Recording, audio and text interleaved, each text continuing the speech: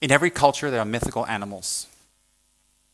And the mythical animals could have been one time an animal and become extinct, or something that comes from a different reality, a different plane, a different dimension. Because in the scriptures, it mentions 3 different types of existences: form, formless, and desire. We reside in desire. There's form and formless. So there can be beings that exist in different realms, different dimensions, that these animals are very real, and our animals to them are legendary, or just a myth.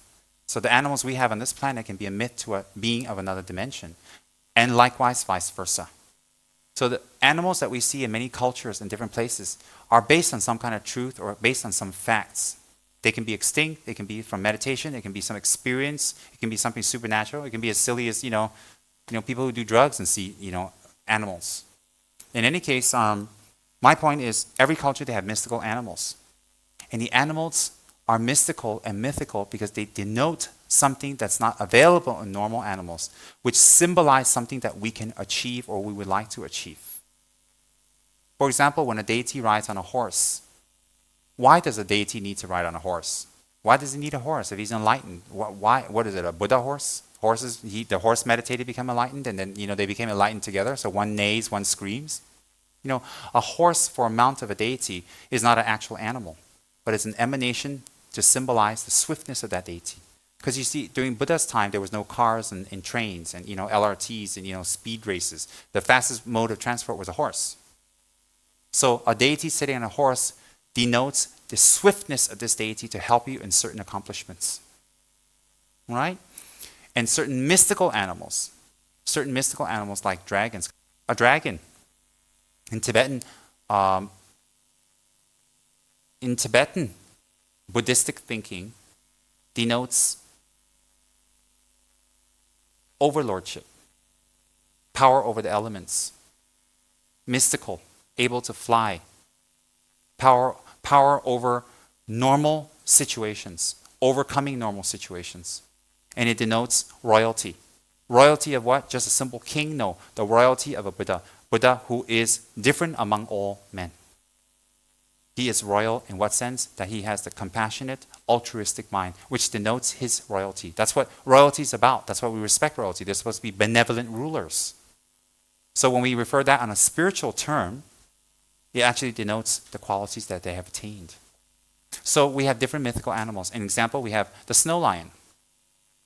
The snow lion is said to have existed in Tibet before because there are people with snow lion pelts. It exists or not is a point of debate, and who cares? But the snow lion is white with green mane and is very ferocious and very thick and very big, and is indigenous of the mountains. And a snow lion, like any lion of any culture, represents boss, have overcome fear. A lion has no fear. He's the king of the beasts. So snow lions represent king of the beasts and strength and valor and determination, honor. A lion is very grand. So in symbology in Buddhism, how do we achieve those qualities? Not by war, but by inner battle. So when snow lions are depicted with animals or protectors or deities or whatever, they denote victory over fear. Why? There is nothing to fear when you're a Buddha. There's nothing to fear when you've exhausted your negative karma. Nothing to fear at all. So when you have a lion as a symbology, a snow lion, it's mythical because we don't see it anymore, and it resides in some place very high that's not easy for us to live. In the snow mountains, Mount Kailash, all that. So it denotes fortitude, ability to tahan and take difficulties and challenges. And at the same time, it's a symbology of being without fear. So you have also Garudas. Garudas are mythical birds that are half human and half men. And they're not just believed in Tibetan culture, they believe all over the world. So Garudas being half and half, but they're still being animals. Their main enemy are snakes. Their main enemy are snake-like beings, reptiles. And they eat them and they hate them. In their natural state, it's believed. So in Buddhist symbology, when you use a Garuda, you usually see him holding a serpent and in his beak with his 2 hands, with wings. What does that represent? Snakes represent disease. On a lower level, they represent disease. Diseases that are very difficult to overcome. A Garuda is a mythical man that can fly, that overcomes. So a Garuda holding a snake represents overcoming diseases with practice. With practice. Even the most violent diseases. And at the same time, the Garuda represents victory over the inner diseases. Hatred, desire, anger, which actually creates the outer diseases. So a Garuda representation represents overcoming inner and outer diseases. Victory over supernatural forces. Victory over diseases. Victory over, and on a very secret level, the snake represents hatred. Victory over hatred. So when he claps it in his beak, it's representing that he's overcome hatred. It's a dead snake. So a dead snake represents dead hatred, no more hatred. So it's replaced with great altruism. So in Buddhist practice, when you see Garudas, you'll see that on Lama's thrones. You see snow lions on Lama's thrones. You see that on furniture. You'll see that snow lions and Garudas. Why? They represent the quality of the teachings being given to you and a state that you will achieve. They represent the state you will achieve. So usually on furniture that's associated with lamas, high lamas, teachers, you'll always see those type of animals and mythical kind of animals. They put that because why? They remind you why you're here. They remind you why you've come.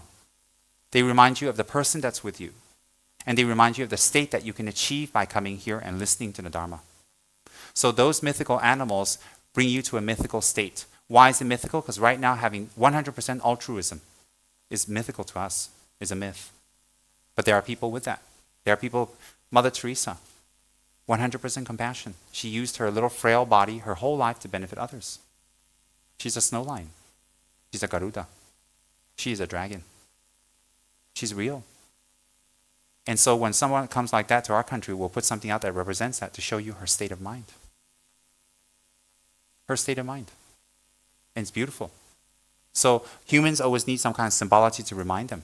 And you have to understand, in the past, many people who learned Buddhism in the past were illiterate. They're not able to read the scriptures. So they need these symbolisms to remind them. So when the Lama says, oh, Garuda represents destruction and hatred. So when these simple peasant folk do meditation practice, they remember the Garuda as a mount of a deity. They remember, oh, I have to overcome hatred. So it's a pictography. It's very powerful, like hieroglyphics. So on many levels, it's very strong in Tibetan culture because it's enmeshed. Tibetan culture is enmeshed with Buddhism. If you remove Buddhism, there's nothing left about Tibet people will be interested. Nothing, not the clothes, not the food, nothing. Maybe the scene there, but that's not really Tibetan. That's landscape of the people inhabiting it. And so anyways, everything is very spiritual because in Tibet, for the higher thinking people, not everybody, their goal in life is not materialism. Their goal in life is benefiting others. And if it's through materialism, it's through meditation, or through whatever method, they will do that. Because the goal is enlightenment. The goal is not paradise on earth. The goal is to bring paradise within ourselves and bring paradise with every single person that we meet, every single spirit, being, animal that we meet, to give this paradise to them. What is that? A pleasant disposition, not to use people. To give them words that help them. Give them advice and wisdom that transform their lives so they don't suffer so much. To give them hope, to give them relief. That when their mind is angry and clustered and confused and they're jumping around, you give them words of wisdom based on your altruism with no ulterior motive to change their mind, to help them. Why? So that they can achieve that also. They can have that peace, that paradise. Because frankly speaking, who can prove there's a next life? There are people who can, but if you have the wisdom to perceive that, fine. If you don't, you can't see. Just like Chinese believe some people have the third eye, some people don't. Some people can see spirits. We believe them. When oracles take trance, mediums take trance, something really takes them over because they do things that normal people cannot do. Something is there. Definitely it exists. Just because you cannot see directly with your eye aggregate doesn't mean it doesn't. It's an illogical deduction. You cannot see doesn't exist. How ridiculous. How about people who are blind? That means nothing exists. Nothing exists because I can't see anything. So that's a very bad basis. But we have many levels of inner eyes. Through meditation, we can achieve. definitely we can achieve. The next life and previous life definitely exist. Definitely. For now, we have to use inferential, indirect logic to say, all right. In any case, it helps. But when we use animals on furniture, on thrones, when we, it represents a state of mind that we are coming to achieve. Example, on a normal teaching throne, this is not this is an audience room throne.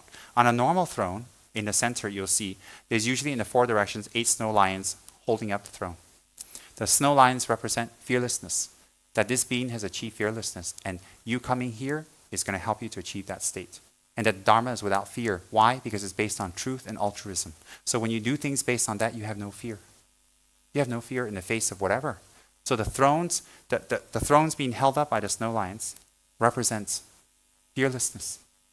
Fearlessness because you are dwelling in altruistic states of mind that have been developed from hearing and implementing what you've heard from the Dharma.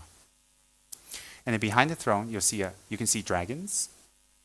You can see karasuurta, snow lions holding up the Dharma wheel. And that's very symbolic of what you're here for. And if you understand the symbology and you show respect, it's a blessing. Why? You're not praying to the animal. Buddhists don't pray to idols and animals and statues. No, it looks like that, but I will explain why not later, next session. No, Buddhists don't pray to the statues. They don't pray to the animals. No such thing. In fact, Buddha put those things down. So I'll explain then why are there so many statues and tankas and images and why there's offerings. Like you contradict yourself. No, I'll explain why later. In any case, next session. In any case, when you see the snow lion, it represents the strength of the Lama.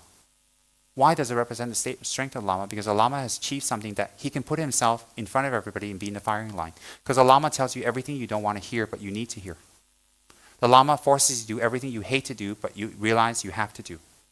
So the Lama puts himself in this firing line in front of you. Because most of the time we like to say sweet words and sweet things so we get people to like us. If we tell them the truth, they're not going to like us, are they? Because we have a motive. We have a motive. We usually have a motive when we meet people because we're habituated toward that, not that we're evil. So like that, a Lama is fearless because he tells you the truth. He explains the truth skillfully to you. Like a lion, he is the king of the forest, king of the jungle. Like a lion among men, he is a king or royal. Why? He dares to do what is right based on the Dharma. The Eightfold Path represented by the spokes of the Dharma wheel. And when you see dragons on a Lama's throne, it denotes achievements. Achievements.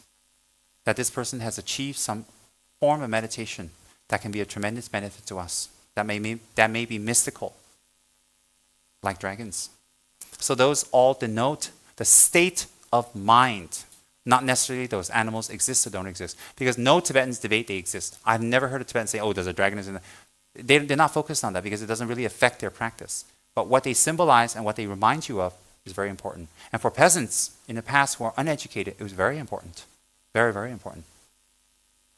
So in that case, and it's also the last but not least is when you offer those things on a throne, it's beautifully carved, beautiful lotuses, and beautiful designs, and animals, and wish-fulfilling jewel, and it's made well, and you offer it to the Lama. When you offer it to the Lama, it is not to decorate him or decorate the room. Why you offer thrones to the Lama, and we have the honor to actually sponsor and offer thrones for our Lama, it's very virtuous. Why? The throne represents total respect for the Dharma. The speaker may be or may not be attained. He may be just like you, but the knowledge he or she contains is something we put on a pedestal, something we respect. Why? Because that knowledge brings us happiness. So when a Lama sits on a throne, before he sits, the Lama always prostrate to the throne to show humility. That although he's sitting on something higher than you, he's not telling you he is higher. He's telling you that he will speak about something very high. So even His Holiness the Dalai Lama will prostrate to the throne first before he sits down. Always, from the highest to the lowest like me. It's to show humility to what we're going to speak about. And it's not to really denote that. So when a patron or a sponsor, they offer beautiful thrones and beautiful decorations and beautiful tables to the Lama and his ladrang, his temple, what it is you're offering this up to the Lama. Whether the Lama is attained or not, your aspiration is what they represent. May I attain that? May I attain that? So every day when the Lama uses this or the people use this, you put imprints in their mind. And the Lama will dedicate and pray for you so that you can achieve the very qualities that you've offered up. Offering things up is another way to plant karmic imprints for you to achieve the very thing that you've offered up.